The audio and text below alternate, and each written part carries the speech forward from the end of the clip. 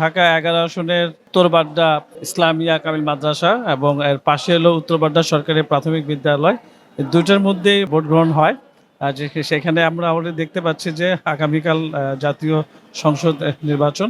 এখানকার ballot box এবং প্রশাসনিক লোকজন তারা সবাই এখানে উপস্থিত হয়েছেন এখানে।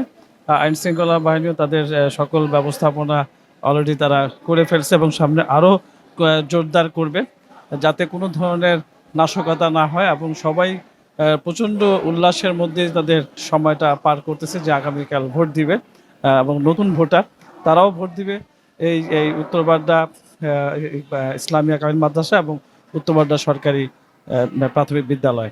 আমরা প্রাথমিক বিদ্যালয়টা আপনাদের দেখাবো। উত্তরবাড্ডা সরকারি প্রাথমিক বিদ্যালয় যেখানে এই তার পাশে হলো মাদ্রাসা, আপনাদেরকে এর আগে দেখে আসলাম এবং ভিতরের পরিষ্কার এবং সংস্কারের কাজ চলতেছে।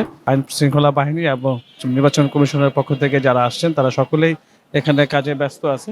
আগামীকাল সকাল থেকেই ভোট গ্রহণ শুরু হবে। এখানে 14 দলের যারা আছেন এবং ধানের শীষ প্রতীক এবং সাপটাকুলি প্রতীক, এরপর দাঁড়িপাল্লা, সকল দলে কোনো ধরনের ঝামেলা ছাড়াই তারা খুব আনন্দ উল্লাসের সাথে ভোট গ্রহণের জন্য চেষ্টা চালিয়ে যাচ্ছে এবং কালকে তারা খুবই আশাবাদী কালকে সুন্দর মতো ভোট গ্রহণ হবে।